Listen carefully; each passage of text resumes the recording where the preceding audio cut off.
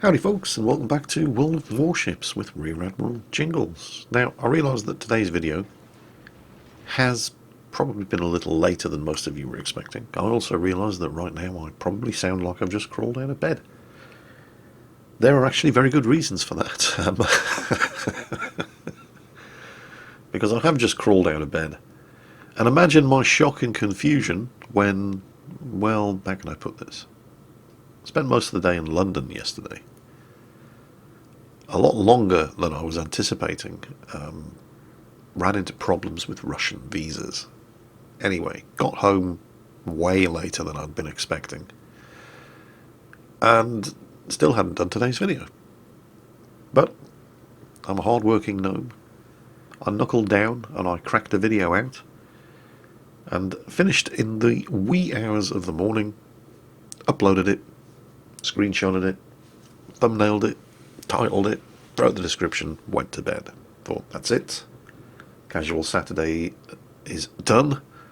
I can have a nice lie-in on Saturday morning. Imagine, if you can, my shock, horror and confusion upon waking up this morning to discover that it wasn't Saturday after all. And was in fact Friday. And despite my labours into the early hours of the morning, I didn't actually have Friday's video ready to go. So, shit. Jingles, you are crap. Yeah, I am.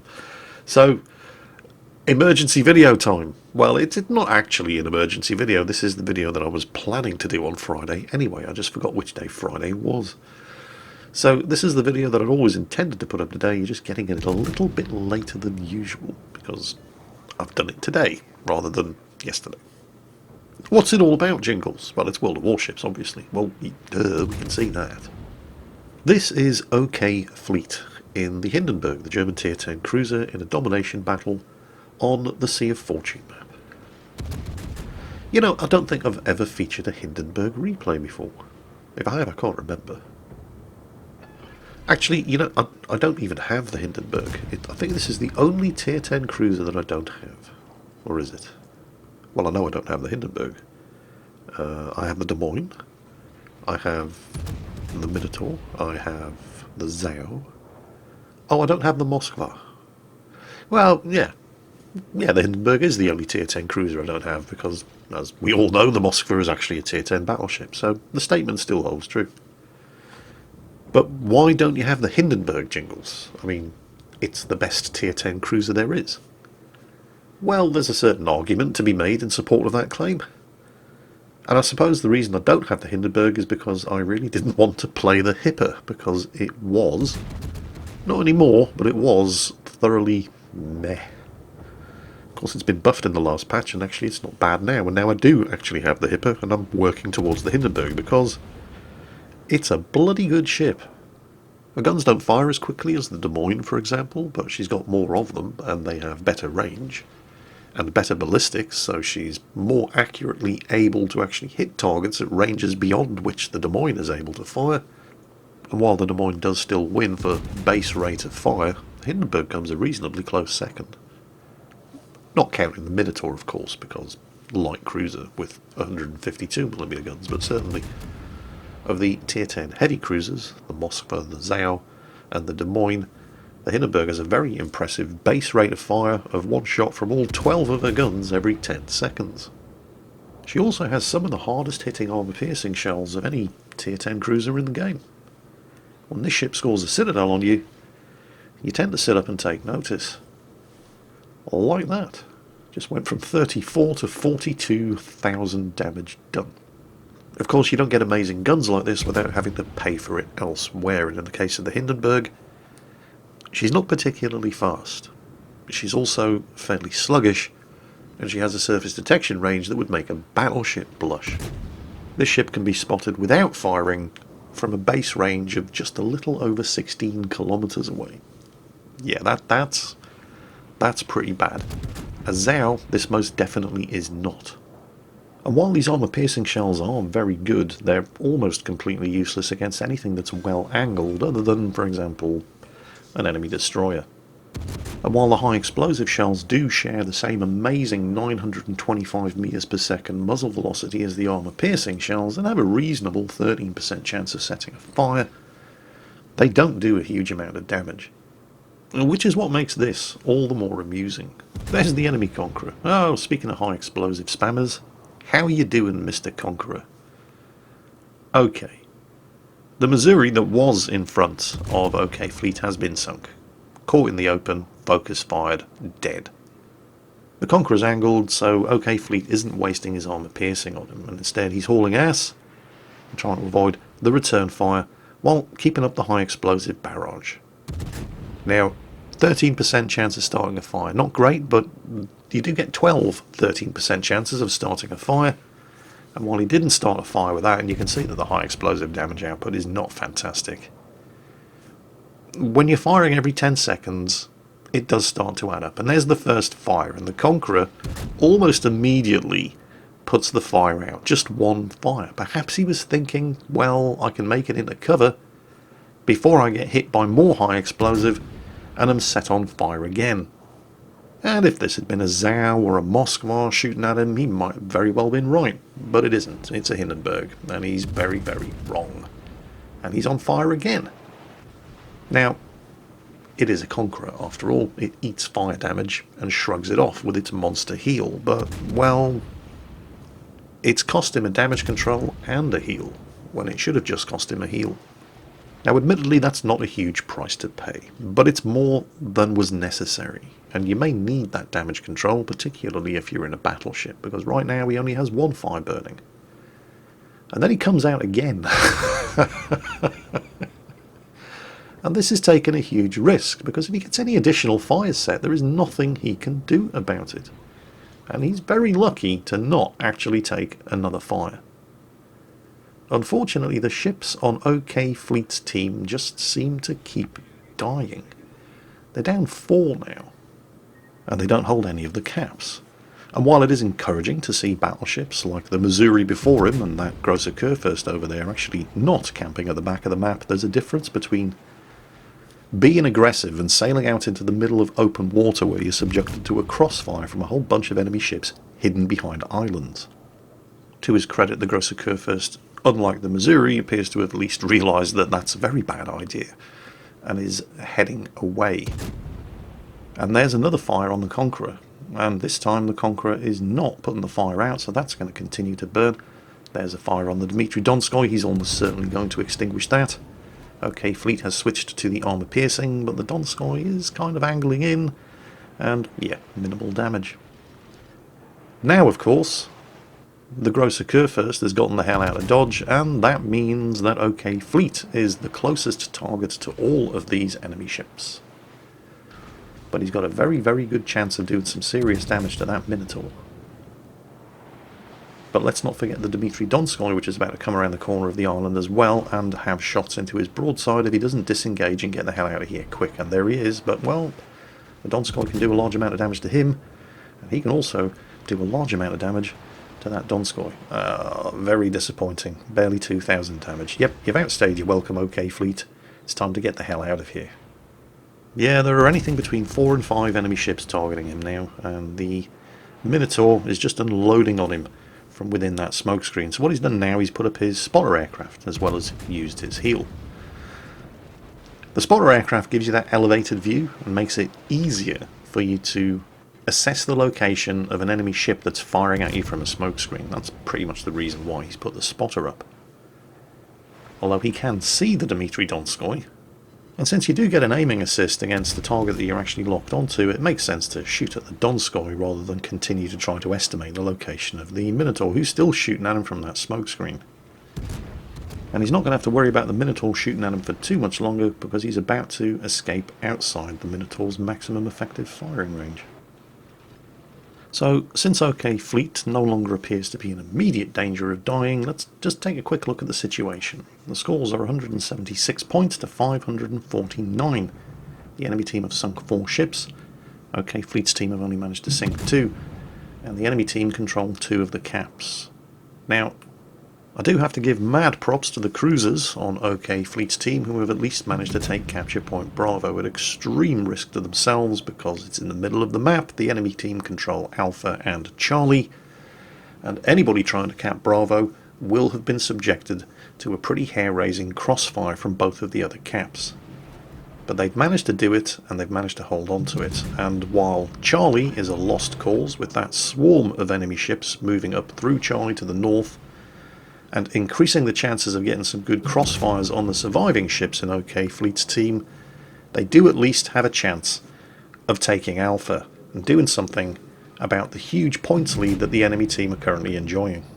Enemy gearing spotted, but OK Fleet has already fired up his hydroacoustic search.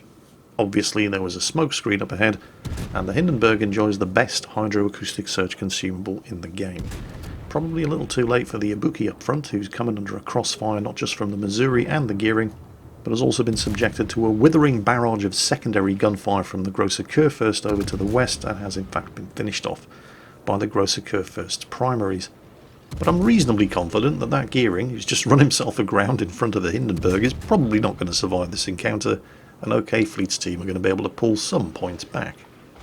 And speaking of sailing into crossfires, this is not good. The Missouri's managed to escape to the south, although he's being pursued by Dmitry Donskoy, who is, well, okay, was being pursued by Dmitry Donskoy, but this Grosser Kurfürst over here is the bigger problem. The Donskoy did, however, manage to get some torpedoes away, and he's sunk the Missouri, and that's fantastic news for OK Fleet, because it means he's no longer sailing into an armour-piercing sandwich with him as the meat filling between a Missouri and a Grosser Kurfürst. The Grosser Kurfürst can still do a lot of damage to him, however. He's running the risk of running himself aground here because he does not want to give a broadside to that ship. OK Fleet just has to hold on a few more seconds because a Grosser Kurfürst of his own has just popped into line of sight of the enemy Tier 10 German battleship, which means that that guy now has slightly more significant problems than OK Fleet's Hindenburg. Oh, and he's managed to set him on fire, which is nice. Come on, get around the corner. Let's not forget, of course, the sterling long-range high-explosive spam assistance provided by, you guessed it, the Conqueror on OK Fleet's team, who's camping at the back of the map. You know, you might question the dubious damage control choices made by the enemy Conqueror, but hey, at least he's getting stuck in, not forcing all the cruisers on his team to do the heavy lifting. But it's a case of out of the frying pan and into the fire for OK Fleet, and there are some nice juicy targets over there, but there are a lot of nice juicy targets over there, and he's on less than 50% health. The good news is that his Grosser Kurfürst has sunk the enemy Grosser Kurfürst, so he's no longer in any danger of eating any armour piercing from that direction, but that's a lot of enemy ships pushing from Charlie into Bravo and threatening the only capture point that his team still hold. So, good news, bad news situation. Target-rich environment, that's the good news. Bad news. You might be reasonably well angled, and you do have some good cover here, but they know exactly where you are, thanks to a combination of either radar or hydroacoustic search. And while you are reasonably well angled here, so their armour piercing isn't going to be too effective, if enough of them, and there are enough of them to do it, start spamming high explosive into your superstructure, you're going to go down pretty damn quick.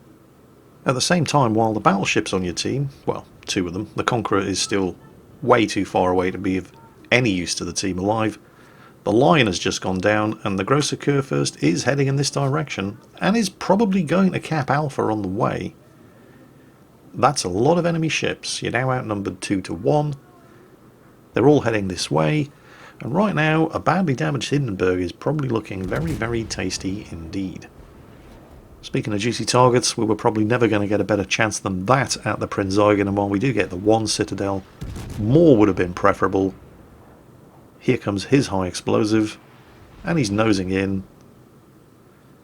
Still has the armour piercing loaded, so probably not going to do a huge amount of damage to that Prinz Eugen, even if you could see him. Oh, there he is. Takes the shot anyway, but he's going to have to hit the superstructure, and even then he's probably just going to over-penetrate and not do a huge amount of damage. And he did get one penetration, but it's just not enough. He's permanently spotted by all of the aircraft that the enemy cruisers and battleships keep putting up. Despite the fact that he keeps shooting them down, they just keep spotting him. And the bad news as if we needed more bad news, was that most of these guys are actually focusing the Gross Occur first. So he's not even going to be able to cap. You can't really fault the performance of this friendly Gross Occur first. He's doing absolutely everything he can here. He's trying to cap, he's defending his cruisers, he's been aggressive, he's pushed, he's supported. He's certainly more used to the team alive than the Conqueror. And while OK Fleet is desperately trying to ensure that he doesn't get shot at by more than one of these enemy ships at once, and the Gross Occur first has managed to sink an enemy cruiser with his secondaries, but look at that. Yeah. Okay, that is not good at all. The enemy team are now more than 700 points ahead. The enemy team now hold all three of the caps. The Conqueror has finally arrived, a day late and a dollar short, naturally. But if anybody's going to be sorting these enemy ships out, it's probably not going to be that Conqueror. So, time to strap your carry pants on, OK Fleet. There's our old friend, the enemy Conqueror. We meet again. Man pants on. Brave pills taken. No sense in trying to preserve your paintwork because there ain't no prize for best looking corpse. Torpedoes away. Oh, there's the Hindenburg right there as well. Not quite enough. Got to finish the Conqueror off with the guns. Job done. Beaches himself. Salvo comes in. Almost completely ineffective from the friendly Conqueror. You're probably going to have to do this yourself as well, OK Fleet. Second salvo of torpedoes away. And you're going to have to finish him off with the guns as well. And he's gone and done it. That's 304,000 damage done, by the way. He's got the Confederate Award. He's got the Witherer Award. Unsurprisingly, he's got the High Caliber Award, but he ain't done yet. Enemy Iowa comes sailing around the corner. More armor-piercing damage on the broadside of the Iowa, although again, kind of disappointing. Would have expected a little more. These are very high velocity and heavy armor-piercing shells after all. But you've kind of pushed your luck a little too far here, OK Fleet, and he's now falling back. Trying to get out of line of fire, if not line of sight, because there are even more spotter aircraft up, although his anti-aircraft guns, which are pretty good, not as good as the Des Moines, but still pretty good, should be able to shoot them down quite easily if they get too close. But what's the Conqueror doing? Conqueror, why have you saved all of that health? Have you saved all of that health so you can sail broadside on? Of course you have.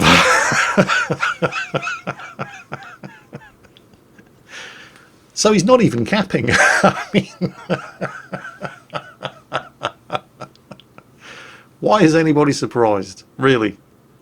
No? Oh, nobody is surprised. Of course you're not surprised. It's a Conqueror. But the enemy Conqueror was able to actually play as a battleship rather than a long-range artillery platform. Why is it so hard? I guess we'll never know. Ah, crap, there's the Gross Occur first. Okay. We know the Iowa's over there somewhere. He can get the torpedoes away against the Gross Occur first. He's done that. Where's the Iowa? He's spotted. Who is it? Oh, it's not the Iowa, it's the Prinz Eugen. Okay. Armor piercing loaded, not ideal. Which means he doesn't finish off the Prinz Eugen, and he has to reload and do it again. And he really needed to take that Prinz Eugen out with his very first salvo, because he's got the broadside of the Iowa to shoot at point blank range. And you can do a fearsome amount of damage to the broadside of an Iowa at point blank range with heavy armor piercing shells. He's managed to get multiple torpedo hits and flooding on the Gross Occur first.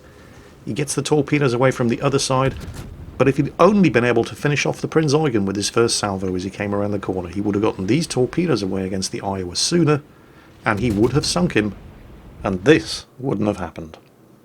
But, well, could have, should have, would have, didn't. And that's why OK Fleet in the Hindenburg is looking at a 400,000 damage defeat, rather than a colossal carry in this domination battle on the Sea of Fortune map. And to be completely fair to the enemy team, they did have some fairly good players as well, so you can't entirely lay the blame for this disaster at the feet of certain players on OK Fleet's team. Not entirely. The enemy team do deserve some credit, but what a way to lose.